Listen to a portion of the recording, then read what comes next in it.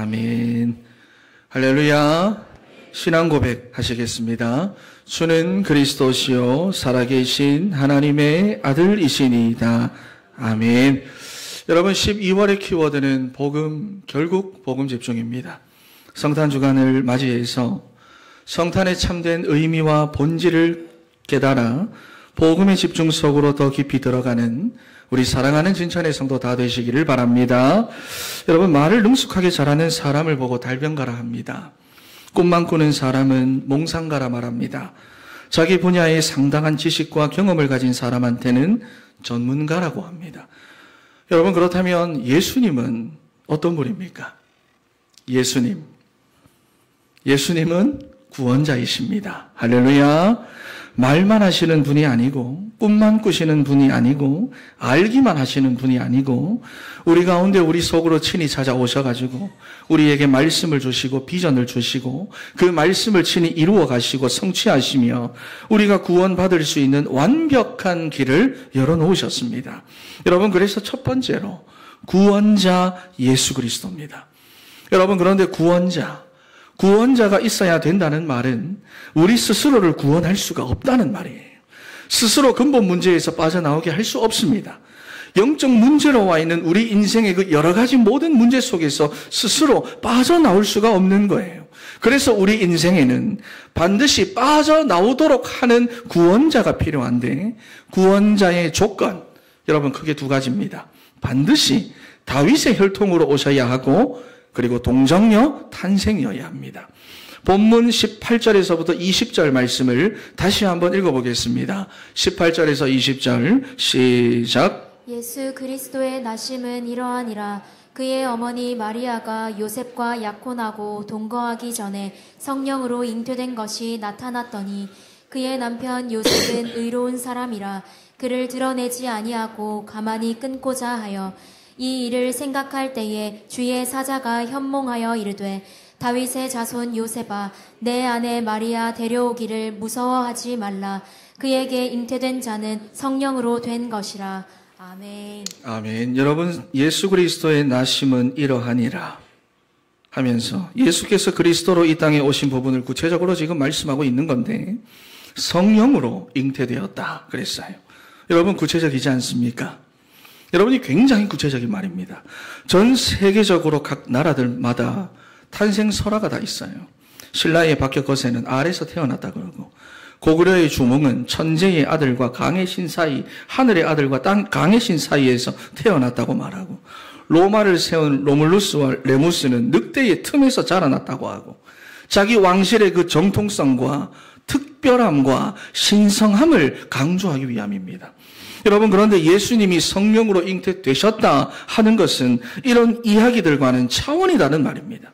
설화나 신화가 아니라 역사적인 사실이고 실제예요.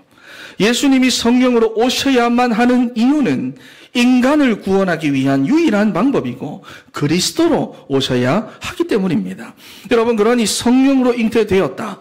굉장히 구체적인 말이에요. 그래서 본문 1절에서부터 17절까지는 다윗의 자손이라는 그 혈통적인 정통성을 쭉 말하다가 오늘 본문인 18절에 와서는 뭐라고 말합니까? 하지만 성령으로 잉태된 것이 나타난 것이다 그러는 거예요. 로마서 1장 3절 말씀에도 보면은 육신으로는 다윗의 혈통으로 나셨고 성령으로는 하나님의 아들로 선포되셨다 그랬거든요. 만약에 여러분 오늘 본문 1절에서부터 17절까지가 전부라고 한다면 예수님은 구원자가 되실 수 없습니다. 왜냐하면 첫사람 아담의 범죄로 인하여 창세기 3장 사건 이후에 태어나는 모든 사람들은 죄인된 존재로 태어납니다. 그런데 죄인된 존재가 또 다른 죄인을 용서할 수가 없는 거니까 하나님께서 택하신 방법이 뭐냐? 동정녀 탄생이에요. 그래서 창세기 3장 15절 말씀에 여자의 후손이 뱀의 머리를 상하게 할 것이다. 우리 창세기 3장 15절 말씀 읽어보겠습니다. 시작. 내가 너로 여자와 원수가 되게 하고 내 후손도 여자의 후손과 원수가 되게 하리니 여자의 후손은 내 머리를 상하게 할 것이요 너는 그의 발꿈치를 상하게 할 것이니라 하시고. 아멘. 아담이 범죄한 후에 어떻게 해야 할까? 어떻게 해야 저들을 살릴까? 하나님이 고민하신 게 아닙니다. 아담이 범죄한 이후에 하나님께서 즉각적으로 답을 주셨어요. 여자의 후손. 왜냐하면 남자의 후손으로 태어나는 모든 사람들은 다 죄인된 존재니까. 그래서 로마서 3장 23절 말씀에 모든 사람이 죄를 범하였다 그랬어요. 여러분, 그래서 우리 인생의 유일한 구원자는 성령으로 말미암아 동정녀 탄생으로 이 땅에 오신 예수 그리스도뿐인 줄 믿습니다. 다른 구원자, 다른 하나님은 없어요. 여러분이 이제 2단, 3단을 만나도 할 말이 있어야 됩니다. 옆에 계신 분들에게 한번 고백합니다. 우리 인생의 유일한 구원자는 오직 예수 그리스도뿐입니다. 믿습니까? 21절 말씀 한번 읽어보겠습니다. 21절 시작. 아들을 낳으리니 이름을 예수라 하라. 이는 그가 자기 백성을 그들의 죄에서 구원할 자이심이라 하니라. 아멘. 여러분, 자기 백성을 그들의 죄에서 구원할 자이다 그랬어요. 여기서 말하는 죄, 윤리 도덕적인 죄를 말하는 것이 아닙니다. 세상에서 말하는 그런 죄를 말하는 게 아닙니다. 죄의 상태, 죄의 성질을 의미하는 하말티아라는 말인데요. 관역에서부터 벗어났다는 말이에요. 목표에서부터 벗어났다라는 말입니다. 그러니까 사단에게 속아 죄를 짓고 하나님과 함께 해야 하는 그 원래의 상태에서 우리 인간이 벗어났다는 겁니다. 원죄를 말하죠. 우리 인간의 근본 상태를 말하는 겁니다. 그래서 이사야 59장 2절 말씀을 보니까 오직 그랬지요. 오직이라고 하는 말은 여러분 다른 이유가 없다는 말입니다. 그러니까 오직 너희 죄악이 너희와 너희 하나님 사이를 갈라놓았고 너희 죄가 그의 얼굴을 가리어서 너희에게서 듣지 않으시게 한다. 여러분, 그러니 다른 이유 때문이 아니라 죄라고 하는 것이 하나님과 우리 사이를 갈라놓았고 지금도 갈라놓고 있다는 것입니다. 여러분, 부모의 손을 놓치고 부모를 잃어버리는 순간 그 아이가 불행해지듯이 아무리 좋은 옷을 입히고 좋은 장난감을 갖고 맛있는 음식을 먹어도 부모의 빈자리를 채울 수가 없듯이 여러분, 죄라고 하는 것이 우리를 영적 고아로 만들어버렸습니다. 그러니 행복한 존재로 창조는 되어졌고 행복을 끊임없이 추구하며 사는데도 하나님의 그 빈자리를 대신 채울 수 있는 것이 없고 삶은 실제로 불행하니까 만족이 없으니까 사람들이 공허한 거예요. 좋았다 나빴다 좋았다 나빴다 뒤죽박죽입니다. 그러면서도 계속해서 행복을 추구하니까 자기 나름대로 이거다 싶어가지고 그거 붙잡고 평생을 살아왔는데 나중에 보니까 답이 아닌 거예요. 여러분, 예전에 전도 현장을 다닐 때 어르신들한테 가서 어르신, 어떻게 사는 것이 인생을 행복하게 사는 겁니까? 물어보니까 청년 마음 가는 대로 살아 그러더라고요. 청년이 정말 하고 싶은 거 그거 하면서 사는 게 행복이야. 그래서 어르신은 어르신 마음대로 사셨습니까? 행복하시던가요? 조심스럽게 물으니까 인생이 어디 내 마음대로 되나 그러더라고요. 여러분, 인생의 행복을 추구하며 사람들 자기 나름대로 전부 다 돈이 답이구나, 건강이 답이구나, 좋은 가정이 답이구나, 회사가 답이구나. 그래서 이것도 해보고 저것도 해보고 다 붙잡고 살아와 봤는데 끝에 가니까 후회가 남지요. 나 자신이 없었구나. 내 인생이 돌아보니 내 인생이라고 하는 게 없었구나. 그런데 그 내 인생조차도 내 마음대로 안 된다는 거예요. 여러분, 이유가 무엇입니까? 이유가 무엇입니까? 죄 때문입니다. 남편 때문이 아니에요. 애들 때문이 아니에요. 형편 때문이 아닙니다. 나는 행복을 추구하는데 내 상태가 하나님을 떠나 있는 불행한 상태예요. 내 상태가 혼돈공허 흑암입니다. 내 상태가 마귀자녀예요. 그러니 하나님과 함께할 때 행복한 존재가 다른 것으로 자기 인생의 행복을 추구하다 보니 혼돈, 공허, 흑암, 이게 해결되지가 않는 겁니다. 여러분, 물고기가 물을 떠나서 자기의 행복을 추구하면 되겠습니까? 바깥 세상이 정말 아무리 좋아 보이고 아름답게 보이고 아무리 맛있는 사료를 주고 좋은 미역을 준다고 해도 물고기는 여러분 물 속에 들어가야 자기의 진짜 행복을 추구할 수 있는 것입니다. 마찬가지로 우리 인간은 하나님과 함께 할 때 우리 인생의 참된 행복이 회복되어지고 누려지는 거예요. 이번 크리스마스를 통해서 여러분 인생에 대한 답을 찾고 구원자가 되시는 예수 그리스도가 여러분 인생의 참된 주인이 되셔서 복음에 더 집중이 되어지는 사랑하는 우리 진천의 성도 다 되시기를 바랍니다. 여러분, 오늘 본문에 보니까 서로 사랑하는 남자와 여자가 나옵니다. 두 사람은 얼레리 꼴레리 해서 약혼을 했어요. 당시 여러분, 약혼이라고 하는 것은요, 법적으로 혼인과 같은 효력을 가지기에 호칭도 아내라고 불렀습니다. 여러분, 그런데 참 결혼 풍습이 희한한 것이 1년 동안은 친정 아버지의 책임하에 아내가 따로 지내야 되는 거예요. 그 기간이 지나고 나서야 부부가 같이 살게 되는데, 그런데 그 1년의 기간 중에 여자가 임신을 한 겁니다. 그러니 남자가, 저 여자가 지금까지 나 몰래 다른 남자를 만나고 있었구나. 그리고는 다음 시간에 계속, 이게 오늘 본문의 내용입니다. 이게 오늘 나오는 마리아와 요셉에 대한 이야기입니다. 여러분, 그런데 신명기 22장 말씀을 보면은 이런 여자에 대해서는 어떻게 하라고 되어져 있지요? 공개 처형을 하도록 되어져 있습니다. 그런데 그렇게 하려고 하니까 요셉에게 미련이 좀 남아가지고 마음이 너무 아픈 거예요. 그래서 조용히 정리를 하려고 생각한 것이 바로 신명기 24장 1절에서부터 4절입니다. 이혼 증서를 써주고 헤어지는 것입니다. 그래서 요셉이 고민을 하고 있을 때 하나님께서 가브리엘 천사를 보내셔가지고 요셉에게 답을 줍니다. 이 모든 일들에 대한 답을 줍니다. 성령으로 말미암아 잉태된 것이다. 아들을 낳으리니 이름을 예수라 하라. 이는 자기 백성을 그들의 죄에서 구원할 자이다. 언약의 사람이었던 요셉은 이 말을 단번에 알아먹었습니다. 여러분, 마찬가지입니다. 하나님은 예수 그리스도의 복음을 아무에게나 맡기지 않습니다. 알아들을 수 있는 언약의 사람에게 맡기시고요.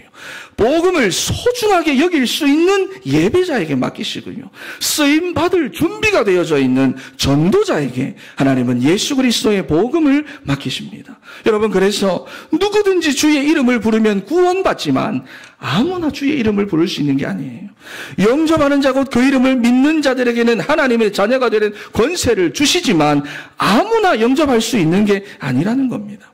그래서 로마서 16장 23절 말씀에 나의 복음과 예수 그리스도를 전파함은 영세 전부터 감추어져 있던 비밀이 우리에게 나타나신 바 된 것이다 그랬어요. 고린도전서, 골로새서, 바울이 쓴 모든 서신서에 보면 복음은 감추어져 있다라고 말합니다. 왜냐하면 복음의 가치를 모르는 자들에게 이용당하지 않도록, 권력자들의 손에 복음이 놀아나지 않도록, 장사치들의 손에 돈벌이 수단이 되지 않도록. 여러분, 그런데 우리에게는 나타나신 바가 되었고 드러나신 바가 되었고 매주마다 듣게 하시며 집중하게 하셨다는 거예요. 여러분, 그러니 이제는 우리가 그냥 듣는 데서 그치는 것이 아니라 쓰임받아야 할 줄로 믿습니다. 할렐루야. 내가 쓰임받고 우리 가정이 쓰임받아야 돼요. 여러분, 우리가 오늘 읽지는 않았지만은 요셉과 마리아의 가정을 통해 예수님이 오시고, 그리고 그 예수님의 오심으로 인하여 본문 1절에서부터 17절까지 나오는 아브라함과 다윗의 족보가 완성이 되어집니다. 여러분, 잠시만요.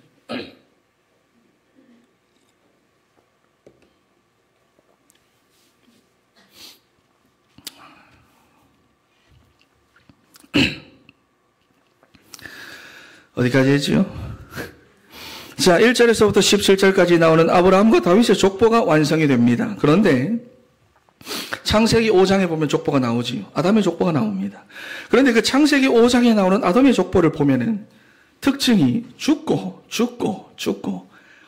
그런데 부럽지요. 와, 옛날에는 이 사람들이 이렇게 오래 살았구나. 800년, 900년. 이야, 이렇게 오래 살았구나. 장수가 하나님의 축복이라고 하는데, 그런데 아무리 오래 살아도 죽고가 나오는데, 마태복음 1장의 족보는요, 낳고입니다. 죽는다는 말이 하나도 없는 생명의 족보가 시작이 되는 거예요.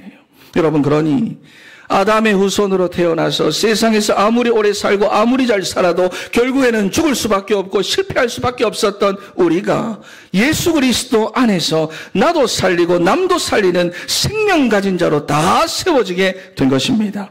이 축복 속에 저와 여러분이 있어요. 그러니 여러분 한 사람으로 여러분 가정과 가문에 생명의 족보가 시작되기를 바랍니다. 여러분이 있는 지역과 직장 속에 생명이 살아나는 생명의 역사가 일어나게 되기를 바랍니다. 여러분, 두 번째로 임마누엘로 오신 예수님입니다. 22절과 23절 말씀 한번 읽어보겠습니다.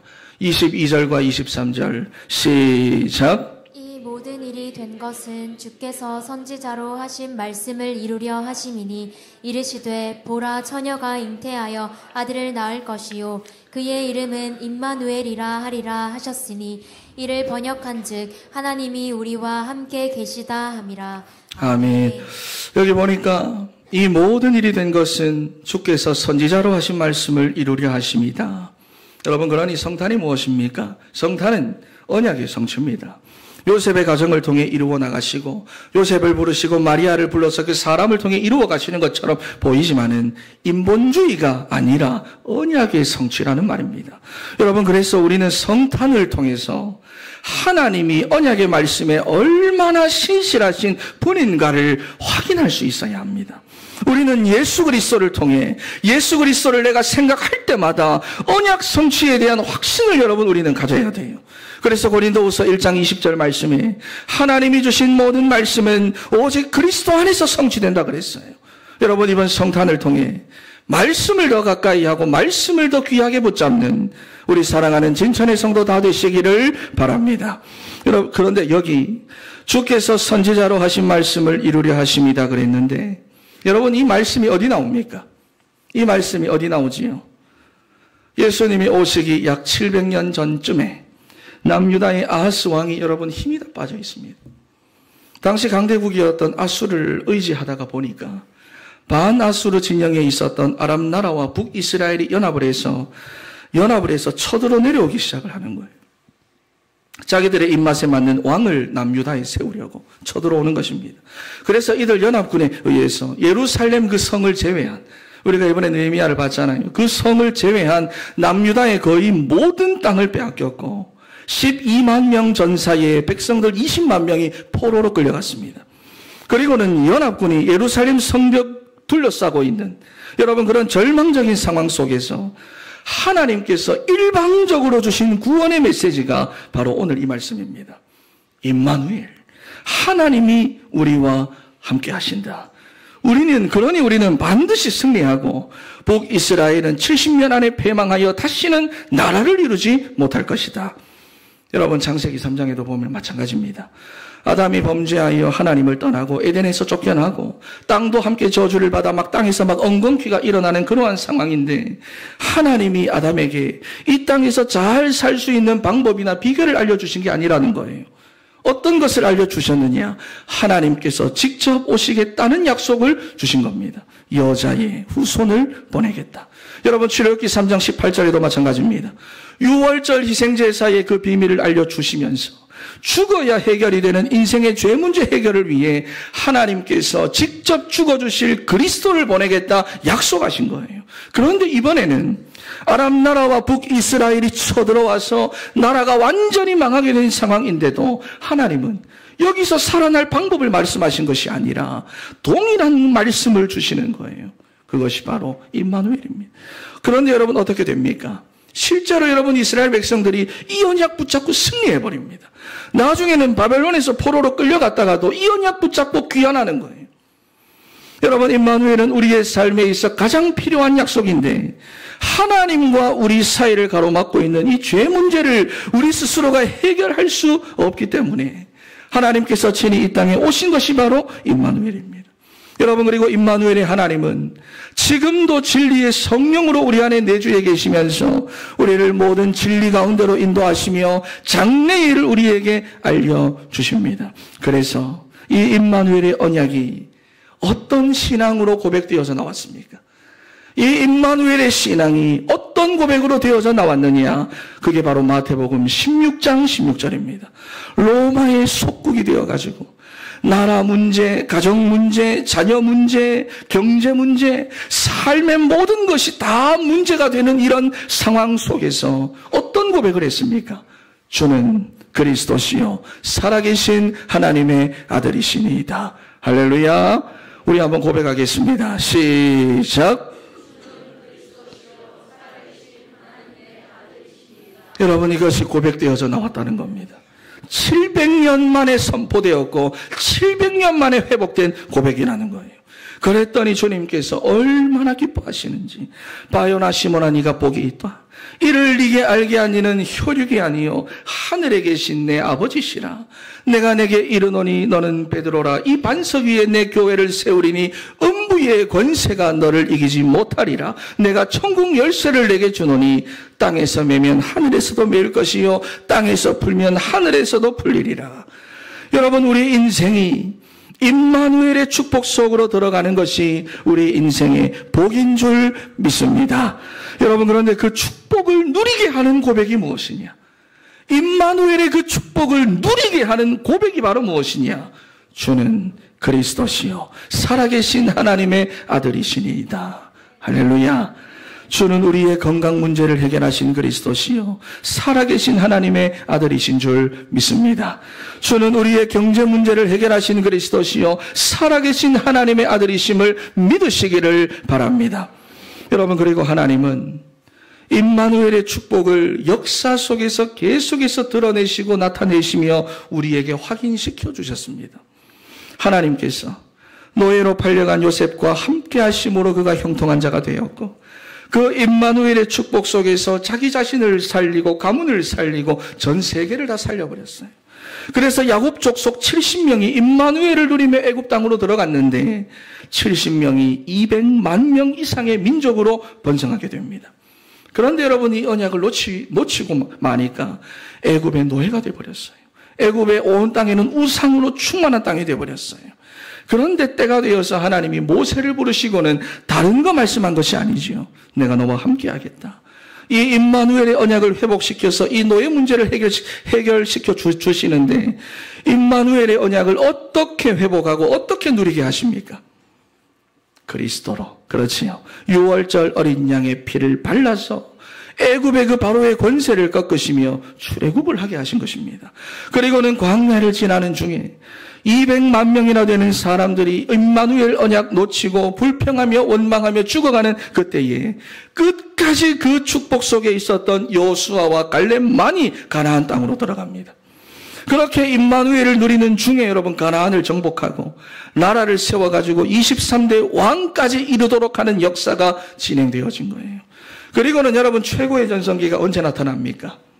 시편 23편 1절 말씀이 여호와는 나의 목자시니 내가 부족함이 없으리로다 라고 고백한 다윗 왕의 시대에 이스라엘은 최고의 전성기를 맞이합니다. 여러분, 마찬가지로 임마누엘을 누리는 여러분의 때에, 임마누엘의 축복을 회복하는 여러분의 때에, 임마누엘의 언약을 다시 붙잡는 여러분의 때에 여러분 가정 가문의 최고의 전성기가 시작되기를 바랍니다. 여러분, 그런데 히스기야 왕이 평소에는 이 임마누엘의 언약 잘 누리며 살아가다가 강대국의 사절단이 왔을 때 실수를 해버립니다. 하나님의 함께 하심을 막 자랑해야 하는데 자기의 무기고 내탕고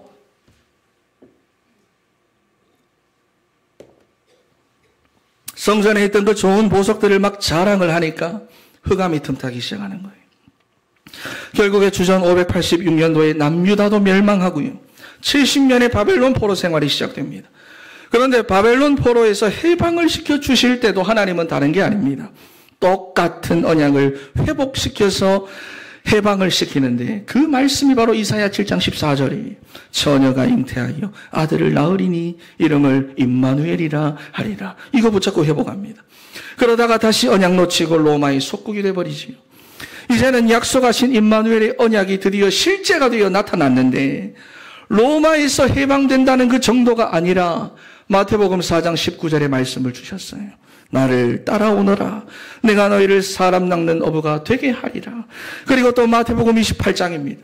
18절에서부터 20절 말씀에 모든 족속들을 살리는 역사, 땅 끝까지 증인되는 역사가 임마누엘의 언약 속에서 이루어질 것이다 말씀하신 거예요.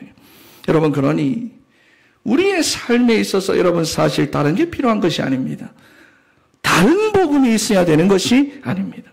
하나님이 우리와 함께 하시기 위해 친히 인간의 몸을 입고 그리스도로 오셨다는 임마누엘의 복음, 지금도 우리 안에 진리의 성령으로 함께 하시며 진리 가운데로 이끌어가고 계신다는 그 임마누엘의 복음. 여러분, 우리의 삶에는 임마누엘의 복음이 필요한 줄로 믿습니다. 할렐루야. 여러분, 그래서 이제는 우리가 이 임마누엘의 언약을 붙잡고 실제 우리의 삶에서 누려야 되는데, 임마누엘의 축복을 누리고 회복하는 방법이 무엇이라고 했습니까? 우리가 역사 속에서 봤지요. 무엇이라고 했습니까? 예수 그리스도입니다. 그렇다면 예수 그리스도를 누리는 방법이 무엇이냐? 그게 바로 하나님의 말씀이에요. 여러분, 그래서 우리는 하나님의 말씀을 붙잡고 복음의 집중 속으로 들어가서 임마누엘의 축복을 누려야 할 줄로 믿습니다.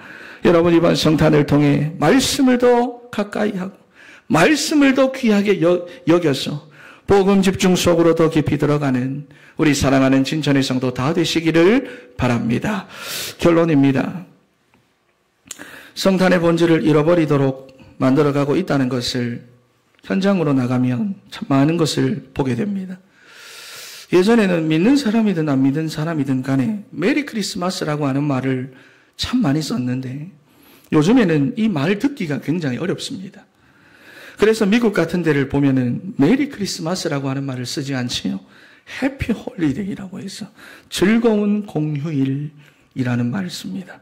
여러분, 그래서 중고등학생들을 상대로 해서 크리스마스 하면 떠오르는 것이 뭐냐? 설문조사를 해보니까 30% 이상이 산타크로스.